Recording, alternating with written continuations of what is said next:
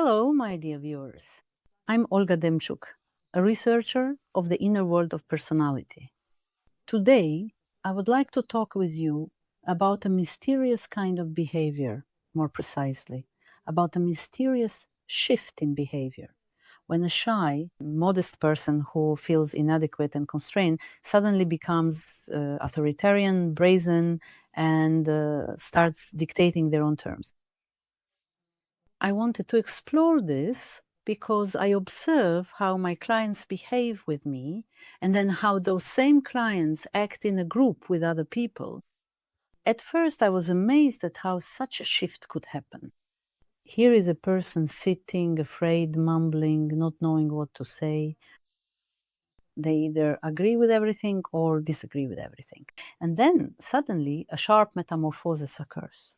That same person starts speaking authoritatively, giving instructions, telling others what to do, and even looks disapprovingly at someone who behaves just as they themselves did. We might be tempted to attribute this to parent-child dynamics. This is a common hypothesis that in relationships, a person is either a parent or a child and assigns the other person to the role of either parent or child. This theory undoubtedly explains something to us. Certainly, in some way, we can use this theory to diagnose either our own behavior or that of others. But I would like to offer you a different perspective. Let's take a different perspective. Suppose we assume that every person has a primal part, a kind of inner animal-like side. And this primal part, like any animal, naturally seeks to dominate. I think anyone who has pets has noticed that if you don't set boundaries for your animal, it will gradually, little by little, push the limits and end up taking over. At some point, it may even become dominant over its owner. This is especially true for fighting dog breeds. In those cases, the owner must constantly assert dominance over them. And if we look at this behavior from modesty to arrogance, from confusion to authoritarianism, we'll see that it's quite similar to the behavior of an animal. Many people are convinced that their sense of insecurity is due to others being dangerous. Let's look at it from a different perspective. Perhaps insecurity is actually when I am unable to set the terms myself. I feel less secure in the company of women if they are more beautiful than I am. I feel less secure in an audience if they are smarter than I am. In other words, this anxiety starts to rise and intensify when I clearly realize that I do not dominate in certain aspects. This can reach the point of absurdity. Even people who come together to share their grief, for example, a group of people who have experienced a tragedy, actually start to boast about who is suffering the most. And if my suffering is the greatest, if the most terrible things have happened to me, I feel better than the others, more wounded, more unfortunate. You see, this isn't about being better in terms of intelligence or being better as in I am the more beautiful one, but rather about being better in general. I am better. Many people, for example, feel better about themselves when they find faults. And if we look deep inside, we will quite likely discover this habit, the habit of looking for flaws. When we enter a room, our gaze almost instinctively and unconsciously starts searching for what's wrong. We do the same with other people, especially if at first we've decided that someone is better than us. In order not to feel inferior, we immediately start looking for something to criticize them for. And what pleasure people get from finding a mistake. In that moment, there's a rush. I'm better, I'm better. And this sense of being better, in my view, is absolutely primal. It's a purely animalistic desire to dominate. Well, the ultimate form of domination, I think, is when everyone listens to me, everyone agrees with me, and everyone gives me what I want. And if I can't get that, if I can't receive the admiration I desire, then at that very moment I start to feel my own inadequacy, a sense of insecurity, and I become anxious in that environment. And it's precisely for these reasons that we struggle to communicate as equals. It's as if we have to determine, am I on top or on the bottom? Am I in charge or are you the one in charge? And this understanding of these mechanisms also gives us insight into our reflexive patterns, which astrally compel us, so that we unconsciously, almost immediately, take on either a superior or subordinate position. In other words, who is the alpha in our pair or in our group? And this primal aspect or component, it prevents us from being balanced and calm, especially when we are interacting with other people in various situations. That is, if I am not better, then I'm worse. If we look at the structure of personality as the self that exists in the ideal self, or as the self that exists in the inferior self, then in fact, we are always in the inferior self whenever we are not in the ideal. That is, I cannot simply be who I am in contact. I urgently need to determine whether I'm better or worse. If I am worse, I fall into a sense of inferiority. This is evident, and if you carefully observe how we think, how we attack ourselves for those mistakes in our behavior that did not allow us to be better, it is as if our inner beast attacks us for creating a situation of insecurity when we have exposed ourselves and others have found out that we are worse, and others have seen my vulnerability, others have seen my mistake. If there is a lot of the beast in me, I will be convinced that they will attack this vulnerability, because I myself also have a tendency to attack. In other words, the fear of showing vulnerability or imperfection because I assume that others will pounce on me indicates that I myself, deep within, have a strong and persistent desire inside to pounce, to seize upon and bite at a weak spot, at that very vulnerability or perceived imperfection. That sense of exposed weakness.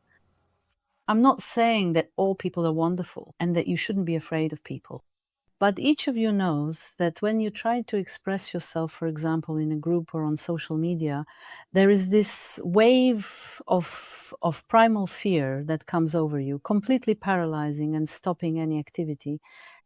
When a person cannot ask a question in front of an audience, it feels as if they are trying to overcome a huge wall of fear that presses down on them and immobilizes them.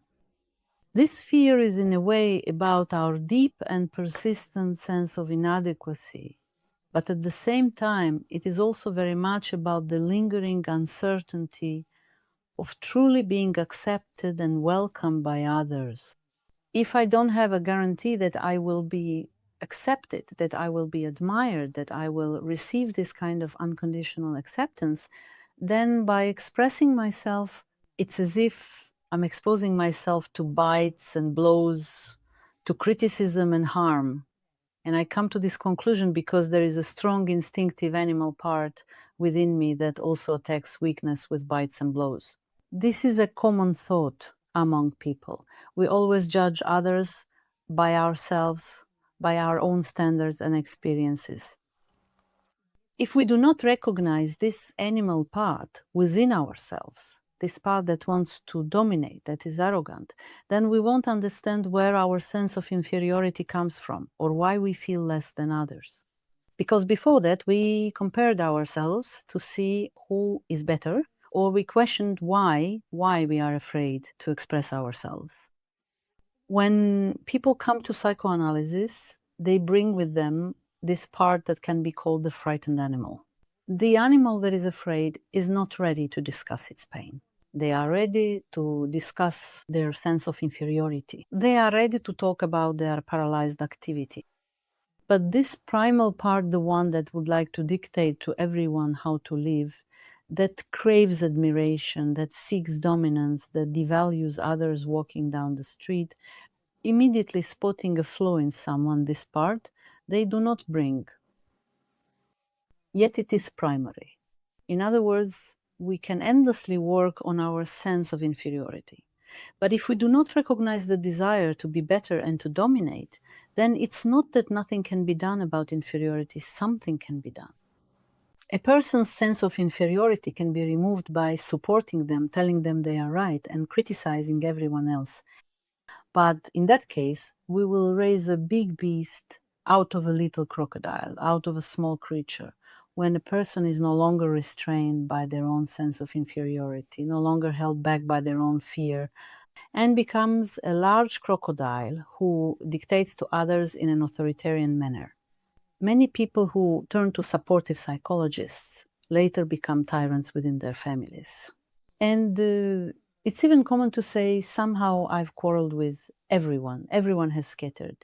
That's because I'm going through a transformation. I stopped staying silent and started speaking up. But in reality, it's just a big crocodile that people are running away from. If we take a closer look at this primal part of ourselves, we'll see how it distorts our perception. Let's spend a bit more time here and look at this in greater detail. At the beginning of this video, I described the reasons and the overall situation. Now, let's try to understand exactly how what I described above affects the way we build connections with other people. The beast that wants to dominate, the beast that needs to be better, at least in something. And if this doesn't work out, I suggest you take your notes now, pause the video, and write down this list. It will help you follow the thought process so that things don't get muddled. Let's read through this together and really think it over. I'll show it to you. You can write it down, pause the video, and then refer to your notes as you continue watching. I'll be looking at the sheet.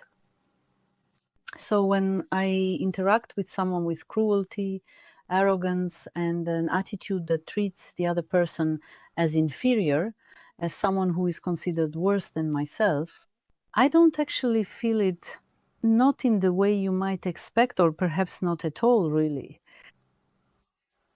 I've observed people in groups during sessions and, of course, in real life, how when they take on an arrogant stance, they don't realize that they're doing something wrong. In other words, when someone acts from that animal part with dominance and arrogance, their behavior often isn't seen as destructive at all. This tells us that the personality is still more animal than human. It hasn't yet crossed that threshold where at least 51% of it leans into being truly human. It remains mostly ruled by the animal side. It is still stuck more in the animal state. And that is why humiliating others, displaying arrogance, or feeling superior to someone else is experienced with pleasure. Just as in righteous anger, or when we pass judgment and decide that someone is less intelligent, it's as if we allow ourselves to step up one rung on the evolutionary ladder of being a better animal. This happens because that animal part is still present. Here is the second point. Look at your notes. This is about how people treat me. It relates to what I mentioned at the beginning of the video. In other words, I start to assume that others will treat me with the same arrogance and cruelty as if I were inferior, unless I present myself as perfect, as the best. And I begin to amplify this fear by turning to my inner beast. What will happen if I speak up? What will happen if I take action? And my inner beast gives me an answer, showing how I would behave in that situation. The more cruelty, arrogance, and animalistic desire to dominate I have within me, the more dramatic I will imagine and strategically plan others' reactions to me. Point 2.1. Toward me, this is how it seems to me, and this is how it is for me. That is, when someone else treats me with arrogance or cruelty, why might it seem that way to me? Because I'm so overwhelmed by this horror that comes from the desire to dominate that I start to see it everywhere around me. In other words, I begin to notice in other people's behavior the very things that are inherent in me, finding faults, acting arrogantly, and so on and so forth. And I don't perceive this as their animalistic side manifesting itself. If I am aware of this, I will understand that it has only a slight indirect connection to me. It's their beastly side that needs to appear superior. It's not just about me. In that case, I won't perceive such behavior as an attack from an animal that I need to defeat. In fact, the person isn't actually attacking, but because I am overwhelmed by my own emotions, it will always seem to me that they are coming from outside. This is what is called projection. That's exactly what it is. Another person behaves that way. That's how they act. There is an animal side in them, and they are looking for flaws. For example, you talk about some of your problems, and it's as if, as I call it, a psychopath smile appears on their face. Like, oh, poor thing, how unfortunate you are. So this animal part, it reacts to someone's weakness. And a person needs to be sufficiently evolved, an evolved human being, in order not to react like an animal. That's just how it is. Another person behaves that way. And when we acknowledge this in ourselves, we approach it with understanding. We can either ignore it or calmly set a boundary. But when there's a strong animal part in us, one we can't hold back, we're quick to react to behavior like this. Here's an example. Say we're dealing with someone who has a bit of authority, someone issuing documents or working the front desk at a clinic, someone who won't miss a chance to feel superior. So that's how he treats me. And at that moment, I can either back down, as they say, slipping into a submissive animal role, or I can start to argue like an animal that needs to prove it's better. In other words, I begin to compete for superiority and dominance in the interaction. If I act this way, then I am reacting like an animal. If I am acting as a human being, then first of all, I will understand this kind of behavior and I won't take it as a personal attack. I will see it as an attempt by the other person to assert themselves. In other words, the absence of animal instincts allows us to become more peaceful. The previous video was actually about aggressiveness. This video, you could say, is a continuation of what we discussed last Friday. But many people who, let's say, lack confidence that they will come out on top, I've seen how modest individuals, when they meet someone even more modest, immediately start asserting themselves. That is, you see, it is always an equal sign. To dominate or to submit, it's always an equation. Better, worse, it's always an equation. Betterness in me equals worseness. Desire to dominate equals desire to submit. When faced with such brazen behavior, we can quickly fall into submission even when the behavior isn't that brazen. If you meet a person who is confident, who knows what they want, who is whole, a fully formed individual, then it also feels like you can't be better than them. And even though they behave calmly and naturally, we seem to immediately fall into a sense of inferiority. And the problem is that without noticing this desire to dominate within ourselves and not having the opportunity to dominate in that moment, we unconsciously start to offer ourselves up to be devoured, to be sacrificed. In other words, like animals, people very quickly assess better or worse. And because it's impossible to be better than them, our psyche, from its animal part, offers only one option: to be worse, to be subordinate. We fall into that state. And if the other person senses this with their own animal instinct, just like two wolves looking into each other's eyes, determining who is stronger and who is weaker, then they can no longer restrain their inner beast to whom we are presenting ourselves as prey. And then unconsciously, it's as if we provoke the other person into arrogance. So, if another person treats us with arrogance, we don't have to defeat them or be better. We can simply remain ourselves, as they say, stay true to who we are. And then that person will realize that being superior won't work, and they too will level out. But we can either engage in a struggle with them, trying to prove that we are better, which leads to conflict, or we can submit, offering them power over us. This kind of offer of power is often made by people who want to be liked. Well, how to please? Of course, it means that you feel your superiority when you're next to me. And they enter into this situation, presenting themselves like a lamb to the slaughter. And at some point, they begin to completely lose themselves. Because the only alternative to this behavior is to dominate, to be authoritarian, to wield power, and so on. But the other person may not allow that. I have seen, right before my eyes, poor, meek, unhappy lambs transform into authoritarian mothers, as they say, starting to lay down the law. Now, let's put this all together and move toward wrapping up. Let's draw a picture. The real self is in the center. Here is the inferior self. And here is the ideal self. The ideal self is the dominant, superior one. The inferior self is submissive and lesser. In the middle, we have the person. Here, we have the fearful animal, and here, the authoritarian animal. There will be an equal amount of the authoritarian animal and the fearful animal. They balance each other out. As much of one as there is of the other. So, in fact, in order for us to move toward humanity, we need to observe authoritarianism, devaluation, and fault finding, and strive to move away from these behaviors.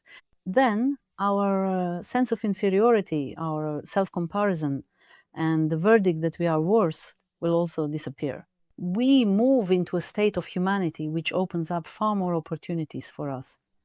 Because if you are not in conflict, you definitely have more opportunities. If you are able to maintain sanity and a sound mind, rather than starting to either submit or fight for power, I would like you to reflect on this and try. From these points here are 3 points I suggested to choose the ones you recognize and describe them using real life examples. This is something I'll be exploring more deeply in future materials. We'll look at how our behavior is shaped by the difference between what we believe we're feeling and what's actually going on inside us. Often those two don't match at all. Well, it's time to say goodbye. See you next time.